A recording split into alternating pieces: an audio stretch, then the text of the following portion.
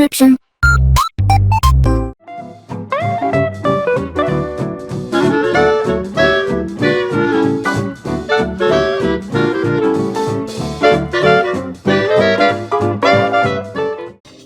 Alright, hey, this is Hans, and it's time for yet another episode of Instant Noodle Recipe Time. This is a show where I show you what to do with your instant noodles. Today we got something fancy. This is from Prima Taste, and this is a new packaging design, new size too. This is Prima Taste Singapore Prawn Soup La Mian. And I've had something along the lines of this before, but I haven't had this exact same one. They've changed things around a bit, and that's what we're going to cook up. So this is going to take a little while. But I've got something fascinating, wonderful, and amazing to show you. So that is on this episode of Instant Noodle Recipe Time. So what we got to do is we got 400 mils of water. We add this, which is the soup base, and we drop it in.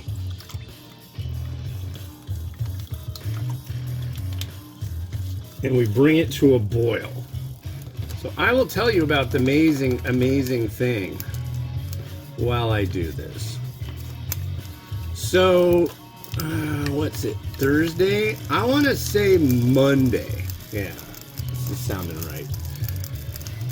So on Monday, as I usually do, I went to the thrift store in search of amazing, wonderful things. So I'm in the thrift store, and I'm like, and what do I see? A stand-up cabinet record player. I'm like, interesting. Wasn't really like fascinated at it first. I started looking at it, and it turned out it was a Victrola, which I know are old. And then I looked at it further, and I'm like, And so I went home, and I went online, and I looked to see if I could find any information about it.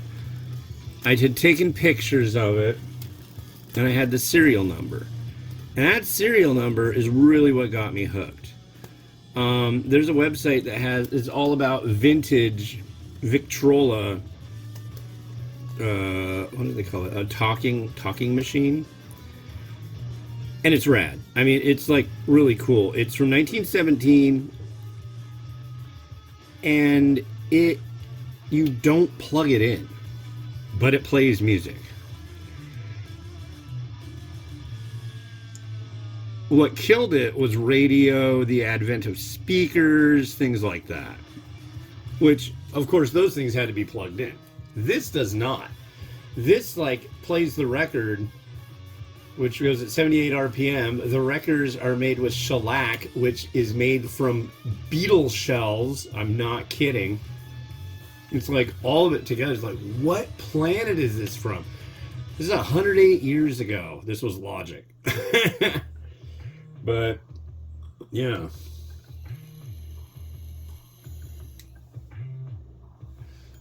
So I'm really excited about it, and we went and we got it yesterday. It was an ordeal.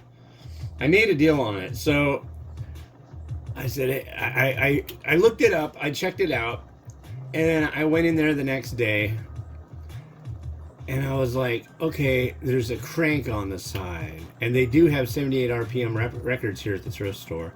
I want to try to make it work. So I brought over a record, and I looked at it, and I was like, this thing isn't working. I mean, it was spinning, but the sound was horrible. And then I looked at the needle, and it's just like a little thing you turn to release and put it back in. So I adjusted the needle, and it started playing, but then it started skipping. And I just kept messing with it, and I was like, this is cool. This is like way up my alley. So I ended up coming in the next morning, right when they opened. Okay, now it's about time to cook this. Right when they opened, And I knew that on Saturday it was going to be half price. They had it marked at $300, which is like, I don't have $300. I do have $150. But I don't want some other schmuck to get it, you know? And I was like, so can I like give you $10 more than it would cost on Saturday so I can like get it now? And they're like, okay. Not only that, the lady was nice and she took 10% off. So it only cost $100. So I got it for less than I would have gotten on Saturday. But now, here, let's make sure this isn't going to boil over. And I'm going to show you. But then we had to go in there and get it yesterday after my wife got off of work. Boy, the thing is heavy, folks. Made in 1917 like a tank. And it still works. I was telling the kids, it's like, you know, they didn't have tablets back there. They didn't have cell phones. They didn't have telephones. At least I don't think they did in 1917. But, yeah. They were like, what did they do? Like, they listened to music on a thing that was, played records that were made of, like, bug skin. But anyways, that being said, I want to introduce you to this thing. So I'm gonna show it to you. Check this out. Let's see, I got my monitor here. There it is. I can zoom in on it a little bit.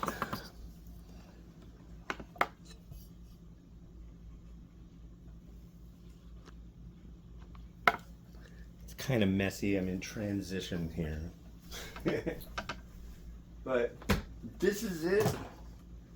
So this is storage for records. I just went to the thrift store this morning and got a whole bunch more records. I'm gonna play those with dinner tonight. Here's the lid.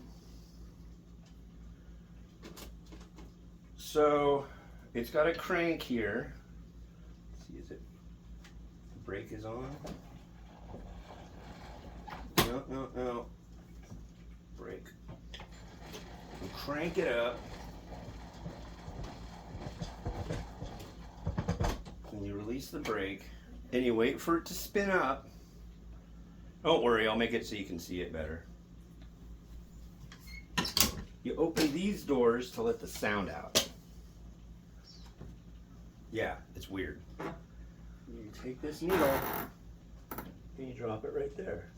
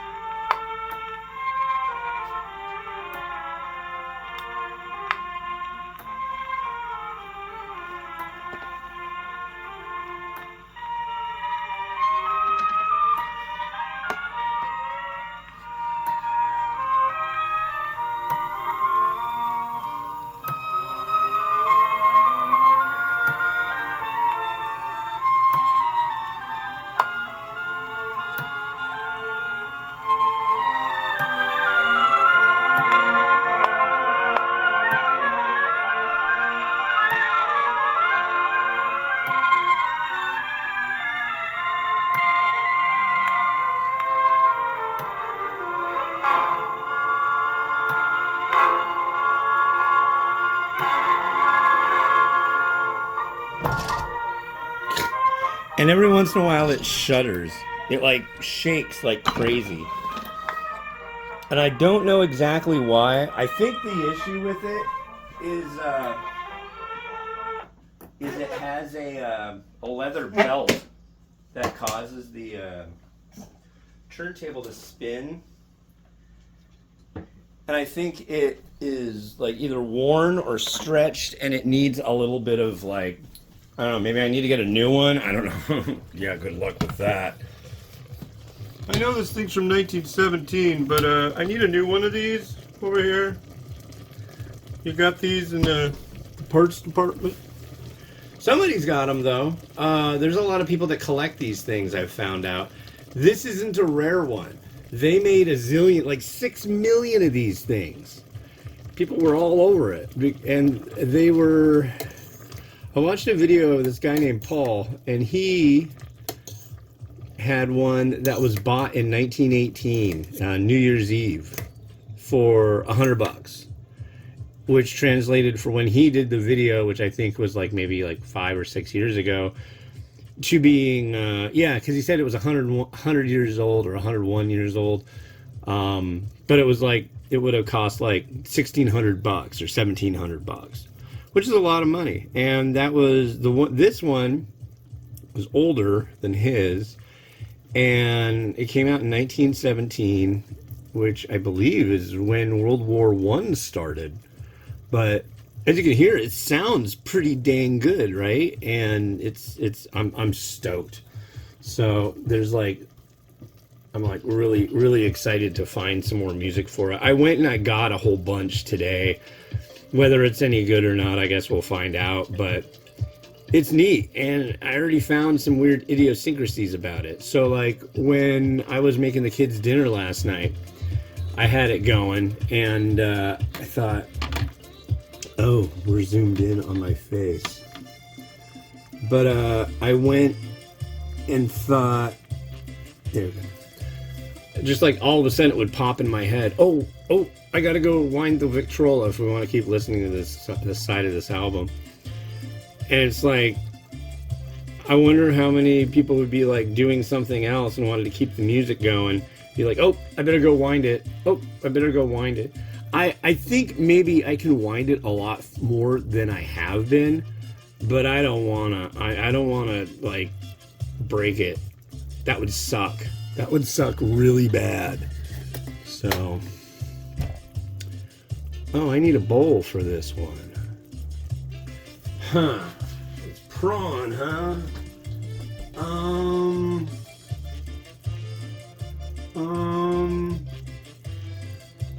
I don't want one that's super busy. I don't want that one. Oh man, what bowl am I gonna use? Yeah, I know.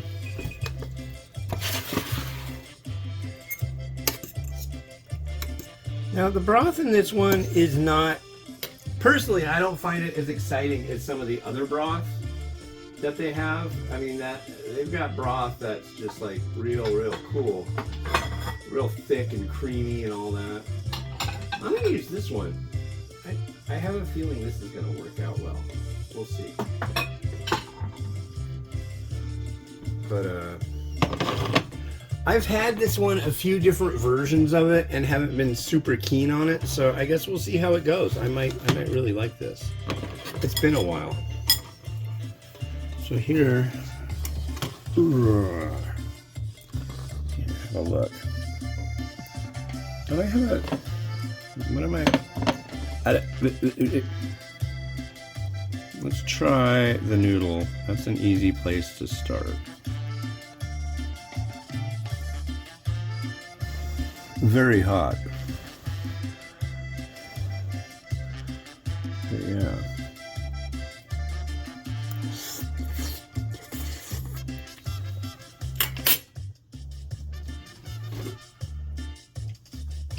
Noodle, of course, is perfect. Very nice chew to it. Here's the broth.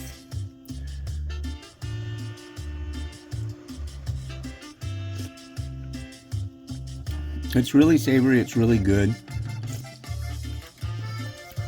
I will say, however, my thoughts on prawn and Malaysia, Singapore, areas like that. Man, I like it so thick and nasty and gross and sludgy and wonderful. I like seriously, prawn.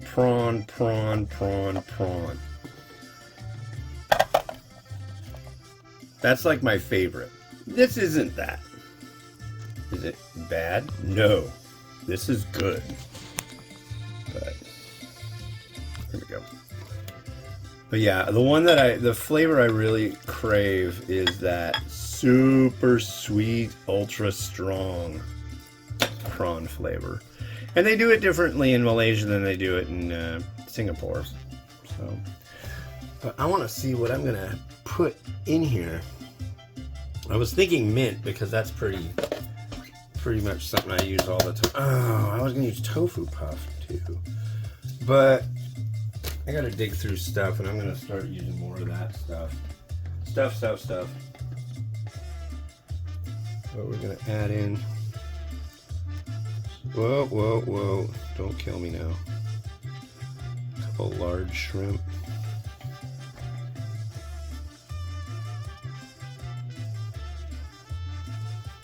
There's one. I always have trouble plating shrimp, and I don't know why. I'm just not very adept at it. Some scallion. I think this is one where you don't want to overdo it, but you don't want to make it underwhelming. Oh, the sun's out. Great.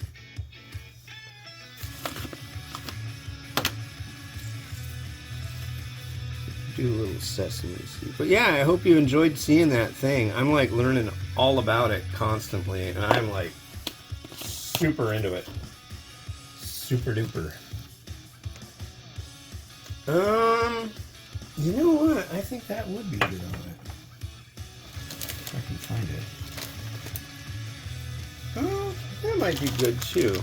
So we're gonna add a couple little different things. I'm going to add a little touch of fried onion.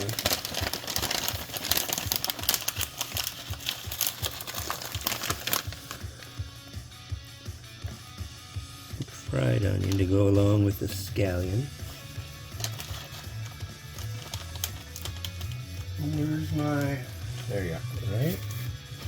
I'm looking for the Likumki chili crisp. It should be up here. There you are.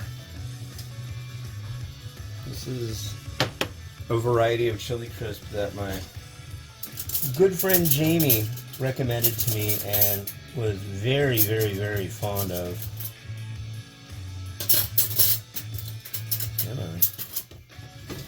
He actually made this for, or sent this to me all the way from England. The spoon. The spoon. Okay. Now we're going to add that there. Wowzers. Man, I wish he were still around. As I reviewed that Vegemite ramen, he'd be like, "Oh, that's horrible. Why would you do that to yourself?" He would have had a fit. Good British fit. Whew, that's hot. All right, enjoy.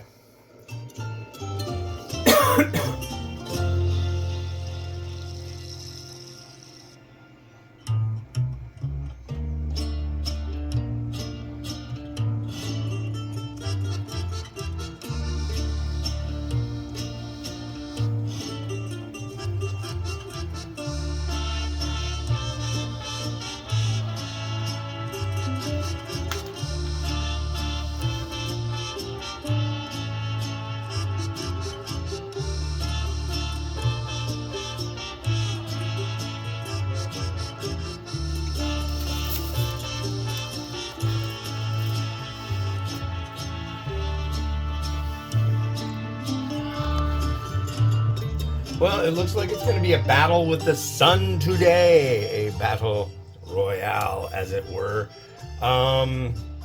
It's kind of coming in and out of the clouds, so yeah, we'll see how it goes. But I'm going to go take the pretty pictures, and yeah, that's it for me. Thanks for watching. This has been Hans the Ramen Raider, wishing you enjoyment of your noodles each and every day. Have a good one. Bye.